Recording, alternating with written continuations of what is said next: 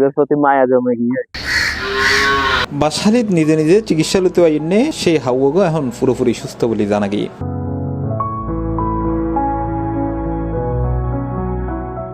5 দিন নিবিড় পরিচর্যার মাধ্যমে প্রাণী সম্পদ সম্প্রসারণ কর্মকর্তা ডাক্তার জুলহান্নাইন শাওনুর তত্ত্বাবধানে থাকার পরে এ হাওয়াগো বর্তমানে চোখ খুললে এবং আপন সুরে আওয়াজ গড়ি ডাহে।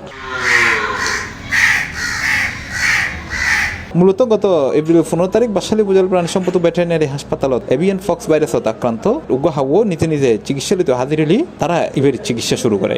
গত বুধবারে যখন সকালে অফিসে গেলাম, অফিস যাওয়ার পর অফিসের বারান্দার সামনে গ্রিলের এক পাশে কাকু বই দেখছিলাম। তখন দেখি এমন হয়ে গেলাম বাইরের তো রাখছে বই দেখছি আর কি।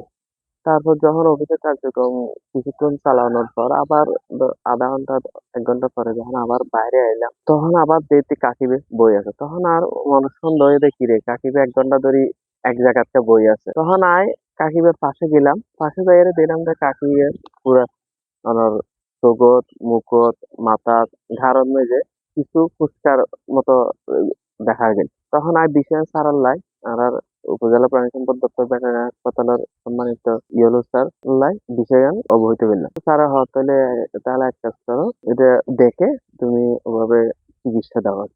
তো তখন স্যার অনুমতি সাপেক্ষে তখন জরুরি চিকিৎসা জিয়ান দরকার অ্যান্টিসেপটিক দিয়ে ওয়ার্ক করলাম, তারপর অ্যান্টিভাইরাল অ্যান্টিবায়োটিক, তারপর বেতানাশকের লাই যেদিন দরকার তখন এদিন দিলাম। বর্তমানে হাওয়াগো প্রতিনিয়ত মাছ মাংস কলাসহ নিয়মিত আহার করে বলিও জানা গিয়ে। বাসালির প্রাণী সম্পদ কর্মকর্তা ডাক্তার জুলহান্নাইন শাওন হই আর হদিন পরে একেবারে স্বাভাবিক হলে তারে অবমুক্ত করে দিয়ে তার অ্যাক্টিভিটি আগের চেয়ে অনেকাংশে বৃদ্ধি পেয়ে আশা করা প্রায় 70-80% মতো সুস্থতার পথে দ্রুত সুস্থ হয়ে যাবে বলে আশা করা যায়। যদি আশেপাশে থাকে তখন বাড়ির মেঝে লালন পালন করতে চাই আর কি। বাড়ির মেঝে এদের প্রতি মায়া জমে গিয়ে প্রতিদিন সকালে এবারে কি হানা হাওয়ায়, গত রাতেও হানা হাওয়ায় দেখতে লাগলাম আর আশেপাশে আছে ঘুরে ঘুরে হইরা কি হাওয়াগো চিকিৎসার ছবি ভিডিও সোশ্যাল মিডিয়াত ভাইরাল হলি তাহলে বেশ আলোচনার জন্ম লইল সে সময়।